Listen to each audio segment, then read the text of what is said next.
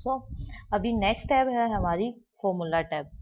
हम formula tab पे आते हैं।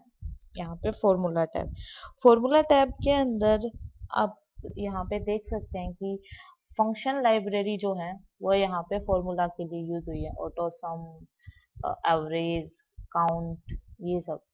ये मैंने आपको पहले भी बताया था।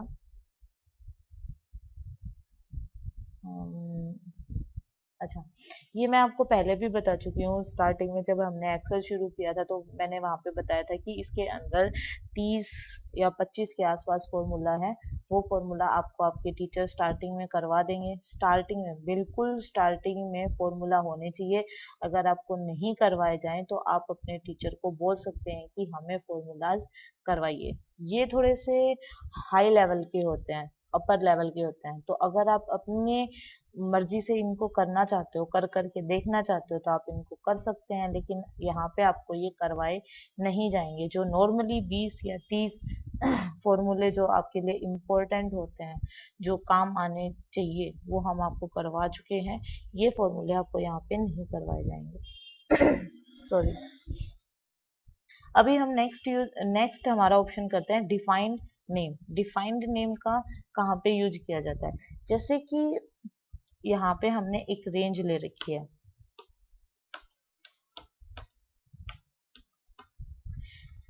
ये अगर हम कहीं आगे काम कर रहे हैं, यहाँ पे अगर यहाँ पे फॉर्मूला लगा के हमें उस रेंज को जोड़ना है, तो हमें क्या करना पड़ेगा? वापस उस रेंज को ढूंढना पड़ेगा। अभी तो हमारे पास सिंपल एक रेंज है, तो हमें ये आसानी से मिल गई।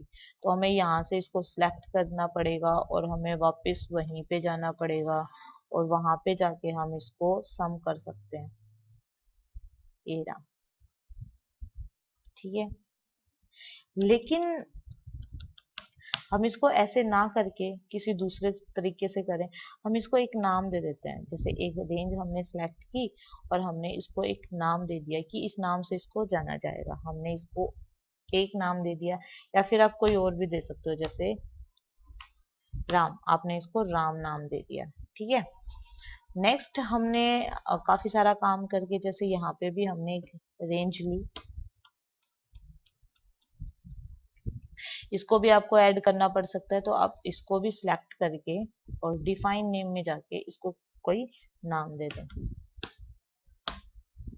अब आपको कहीं पे भी कोई फॉर्मूला अप्लाई करना है तो आप यहाँ पे सम का यूज करके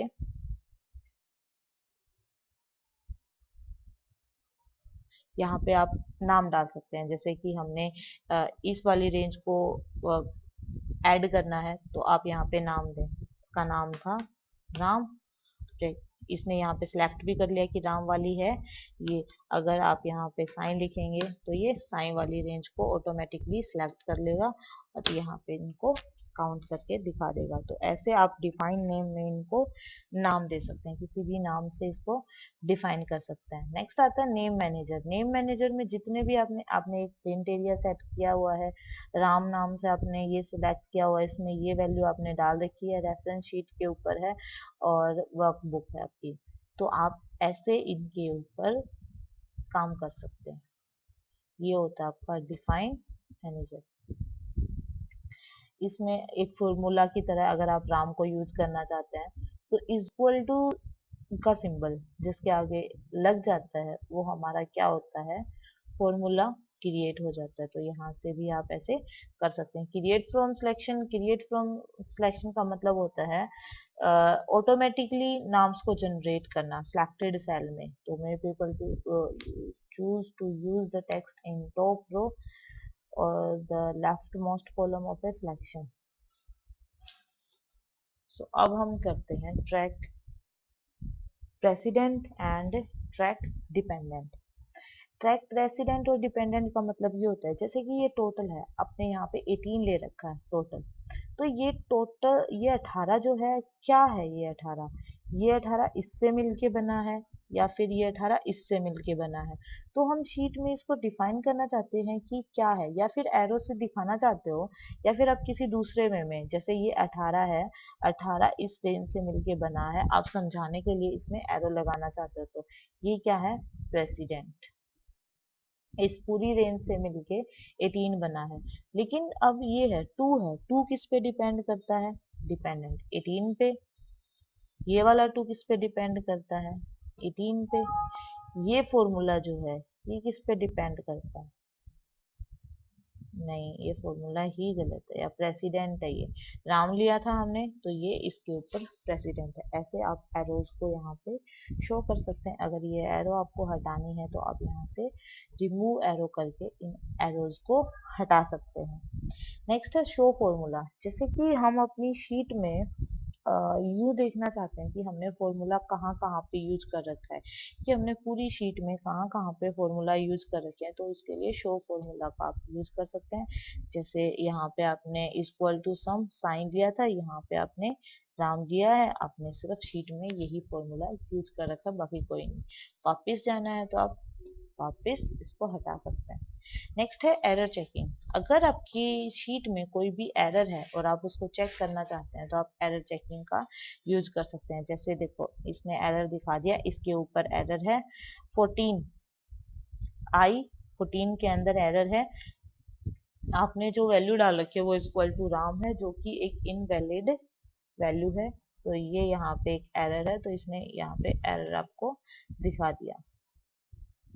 नेक्स्ट होता है इवाकुलेट फॉर्मूला। इवाकुलेट फॉर्मूला का मतलब होता है कि जो कॉम्प्लेक्स फॉर्मूला होता है, काफी टिपिकल फॉर्मूला होता है और आपको वो समझ में नहीं आता, और आप उसका हर एक पार्ट इंडिविजुअली देखना चाहते हैं, तो उसके लिए आप इवाकुलेट फॉर्मूला का यूज करते हैं। जैसे हम इसमें गए तो आपने राम फॉर्मूला लगा रखा है, इसके और अंदर जाके देखते हैं कि राम का फॉर्मूला है, इस शीट के ऊपर आपने लगा रखा है, और आप इससे बाहर भी आ सकते हैं। अगर आपको कोई भी चीज, कोई डेफिनेशन नहीं समझ में आए तो आप माउस को उस टूल पे लेके जाएं और वहां से आप इसको समझ सकते हैं। आई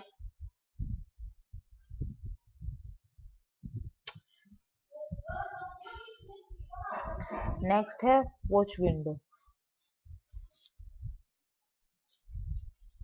वॉच विंडो का यूज, जैसे कि हमारी जो पूरी विंडो है काफी कॉम्प्लेक्स हो रखी है, हमें अच्छी तरह से समझ नहीं आ रही, तो वॉच विंडो से आप एक छोटी विंडो ले सकते हैं और उसके अंदर जो मैटर आप देखना चाहते हैं उसको सिलेक्ट करके वो मैटर आप अपनी छोटी विंडो के अंदर देख सकते हैं। ऐड, आप यहाँ पे देख पा रहे हैं कि आप इसमें जो मैटर आपने दिया है सिर्फ आप उस मैटर को देख सकते हैं। ये होती है वॉच विंडो। नेक्स्ट होता है कैलकुलेशन ऑप्शन। कैलकुलेशन ऑप्शन का यूज होता है कि रेंज को कैलकुलेट करने के लिए इसका यूज किया जाता है। जैसे मैं इसको यहाँ से ऑटो सम कर देती हूँ, ऑटो सम। अच्छा, जैसे मैंने रेंज के अंदर 2 की जगह पे मैंने यहाँ पे 5 लिखा और हम बाहर आ गए, तो यहाँ पे आप देख पा रहे हैं कि ऑटोमेटिकली इसके ऊपर इफेक्ट हुआ। जैसे मैंने इस रेंज को भी टोटल किया और ये हमने 5 की जगह पे कर दिया 10, बाहर आए तो यहाँ पे भी इस पे इफेक्ट हुआ 15। क्यों? क्योंकि कैलकुलेशन ऑप्शन में हमने इसको ऑटोमेटिकली कर रखा है। अगर हम इसको मैनुअली करते हैं और हमने यहाँ पे 2 की जगह 20 टाइप किया, हमारे टोटल पे कोई इफेक्ट नहीं हुआ। 3 की जगह हमने 13 किया तो भी हमारे टोटल पे इफेक्ट नहीं हुआ। तो इसके लिए हम कैलकुलेट नाउ या फिर कैलकुलेट शीट का यूज करते हैं। यह कैलकुलेट ऑप्शन का मतलब होता है कि आपने एक रेंज ले रखी है, उस रेंज को टोटल कर रखा है, तो अगर आप उस रेंज में कोई भी छेड़खानी करते हैं, कोई भी डिजिट को चेंज करते हैं तो आपके टोटल के ऊपर इफेक्ट पड़ता है।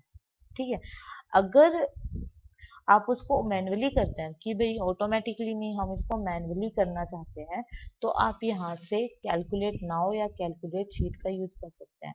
अब आप यहाँ पे देख पा रहे हैं कि इसका भी टोटल चेंज हो गया और इसका भी टोटल चेंज हो गया है। वैसे कैलकुलेट नाउ का यूज तो जो है वो कैलकुलेट नाउ इंटायर बुक पे काम करती है। Now you only need to use this if automatically calculation is turn off. आप इसको तभी यूज कर पाते हैं जब आपने ऑटोमेटिकली कैलकुलेशन ऑप्शन जो है वो क्या कर रखा है, टर्न ऑफ। और आप यहाँ से जानते हैं कि हमने ऑटोमेटिक जो है वो टर्न ऑफ कर रखा है और हमने इसको मैनुअली कर रखा है। और कैलकुलेट शीट जो है, active sheet now, calculate the active sheet मतलब सिर्फ एक्टिव शीट पे काम करती है। और ये पूरी की पूरी वर्क बुक पे काम करती है। मतलब आपने कितनी भी शीटें ले रखी हैं, जैसे 1 2 3 4 5 6 7 8, आपने जितनी भी शीटें ले रखी हैं सबके ऊपर काम करेगा कैलकुलेट नाउ। और कैलकुलेट शीट सिर्फ अगर आप तीसरी शीट पे हो तो सिर्फ तीसरी शीट के मैटर को ही कैलकुलेट करेगा, बाकी किसी को कैलकुलेट नहीं करेगा। दूसरी शीट को कैलकुलेट नहीं करेगा, फर्स्ट शीट को भी कैलकुलेट नहीं करेगा, सिर्फ थर्ड को करेगा। और कैलकुलेट नाउ जो है वो first second third fourth fifth जितनी भी शीट है सबको कैलकुलेट करेगा। तो ये होता है कैलकुलेशन। तो ऐसे हमारी फॉर्मूला टैब भी यूज हो